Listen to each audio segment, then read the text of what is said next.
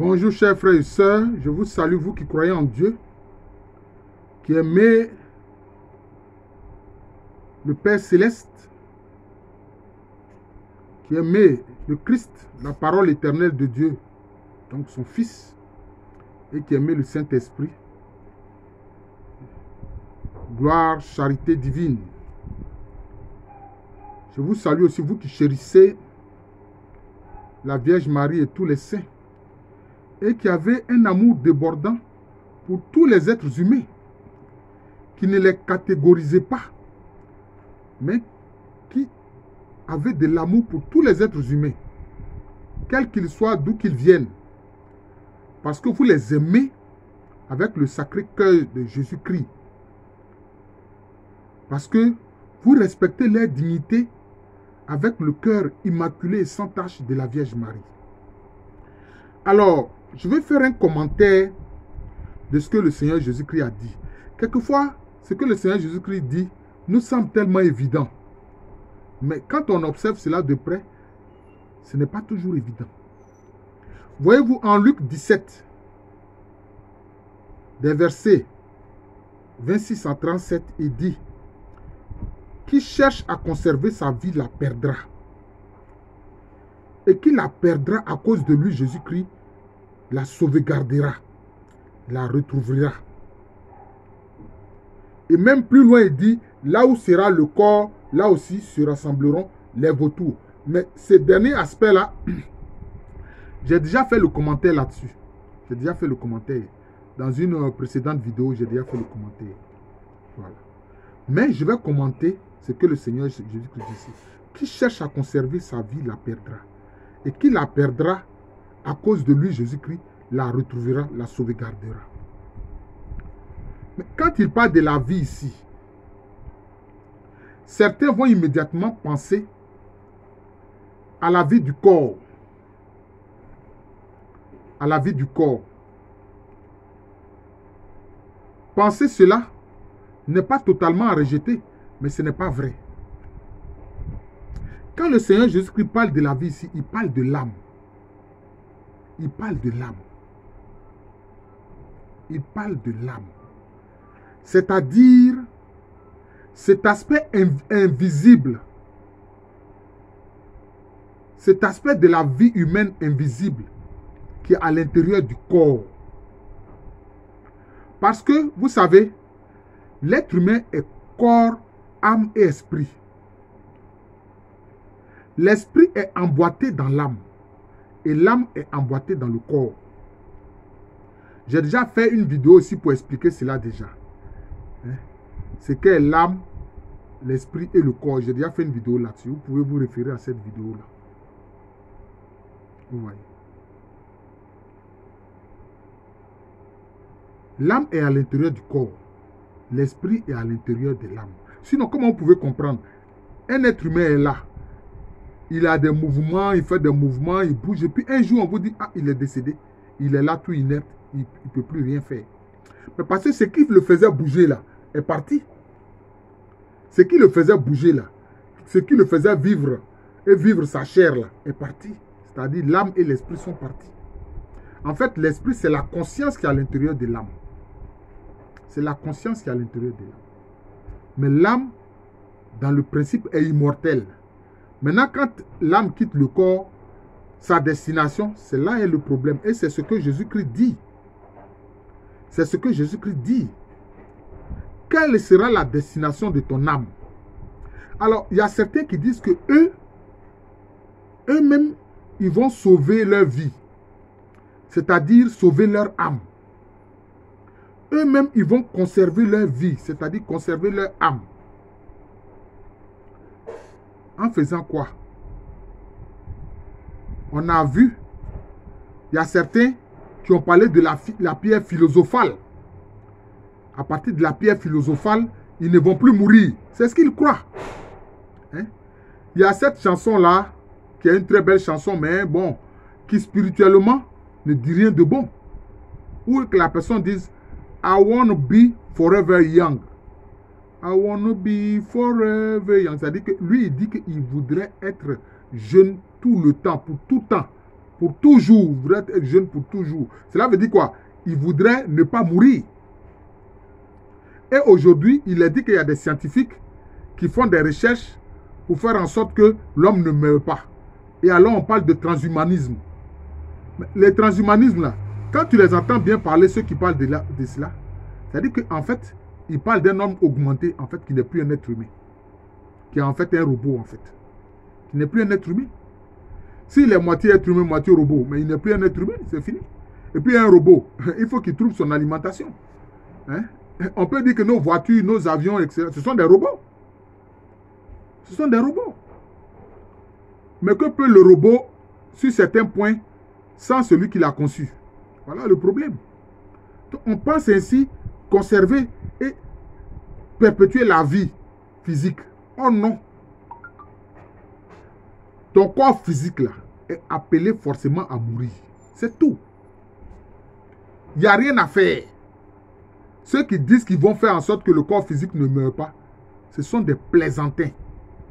Je le répète. Les scientifiques et ceux qui financent cette recherche pour dire qu'ils vont faire en sorte que le corps physique de l'homme ne meure pas, c'est des plaisantins. Ils ont fait des clones, parce qu'aujourd'hui, les clones existent. Voilà. Les clones existent. Mais tu as fait ton clone. D'abord, il n'aura pas le même âge que toi. Il n'aura pas, lui n'a pas de père, il n'a pas de mère. Et puis, il ne sera pas éduqué comme toi. Voilà. Et il va mourir. Même si toi, tu utilises ses organes, comme toi, tes organes sont en train de vieillir parce que tu es plus âgé que lui. Voilà. Tu pourras utiliser ses organes, etc. Mais de toutes les façons, tu mourras. Voilà. De toutes les façons, tu mourras. Voilà. Même si, par le génome humain, tu utilises des éléments de ton ADN pour reconstituer certains organes à l'intérieur de toi, mais tu mourras quand même. Voilà. Même une forte émotion là peut te faire mourir. Tu mourras. Un accident va te faire mourir. Tu mourras. Donc ce sont des vanités humaines. Ouais, ce sont des vanités humaines.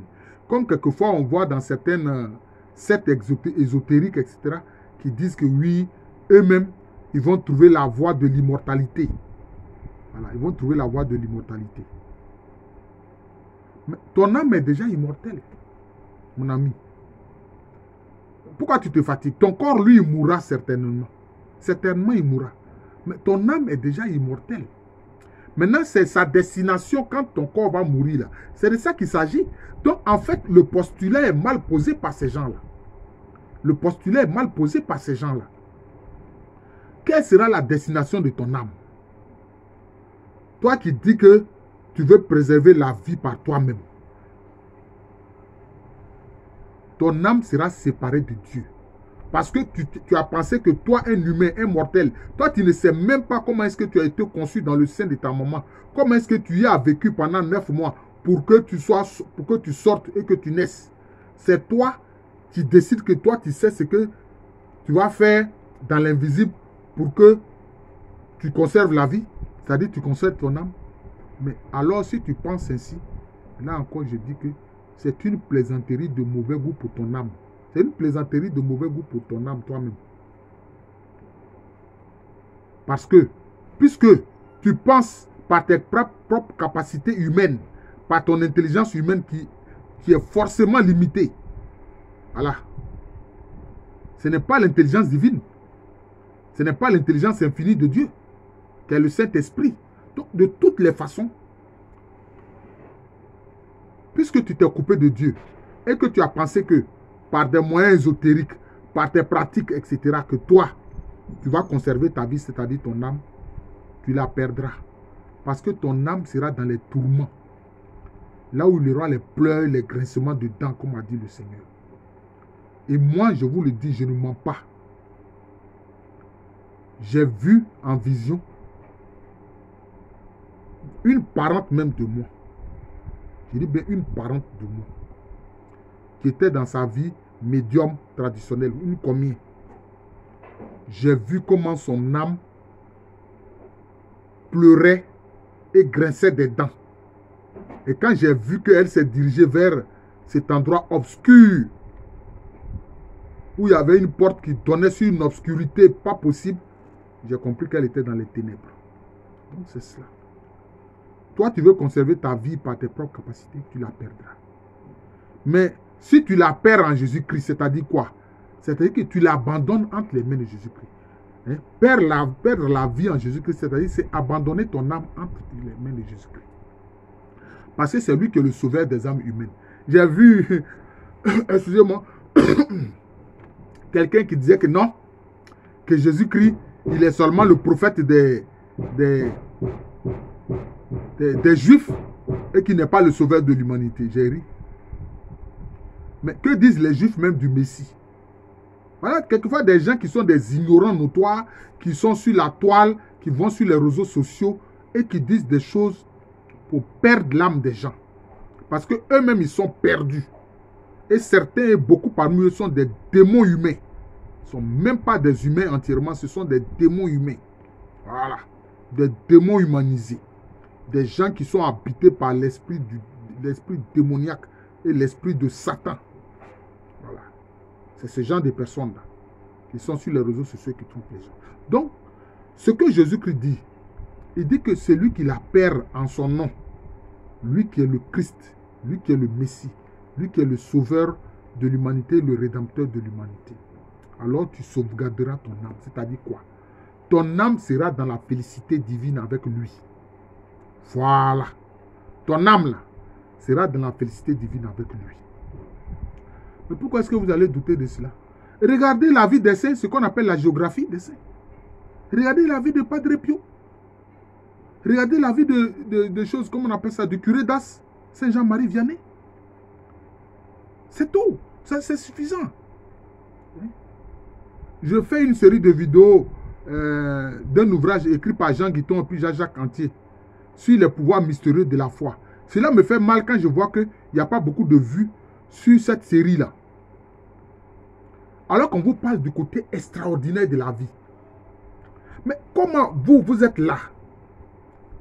Vous ne voyez pas l'extraordinaire de la vie des saints, c'est-à-dire de ceux qui ont donné justement leur âme à Jésus-Christ, qui ont perdu leur âme en Jésus-Christ, c'est-à-dire qu'ils ont abandonné le fait d'être agrippés à leur âme et puis ils ont remis ça entre les mains de Jésus-Christ.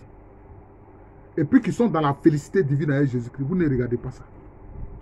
Même leur vie sur terre, avant qu'ils ne décèdent, est extraordinaire. C'est extraordinaire. C'est ça les faits. Saint François de Paul, le feu n'avait pas d'impact sur lui. Et lui, quand tu le touches, toi aussi, le feu n'a pas d'impact sur toi. Voilà le problème. Vous allez me dire que oui, il y a des gens qui, par des pratiques ésotériques, font cela. Mais pour eux, ce n'est pas permanent. Ce n'est pas permanent comme Saint François de Paul. Pour eux, ce n'est pas permanent. Voilà. Ce n'est pas permanent. Saint Joseph de Cupertino, il volait comme un oiseau. Comment vous pouvez comprendre ça? Il vole comme un oiseau. Comment vous pouvez comprendre ça? C'est de ça qu'il s'agit. Saint Antoine de Padoue, Saint Padre Pio, ils étaient obligés de bilocation, c'est-à-dire physiquement, hein, il ne dort pas. Il est à un endroit A et puis en même temps il est à un endroit B. À un endroit A, il fait quelque chose, à un endroit B, il fait autre chose. C'est de ça qu'il s'agit.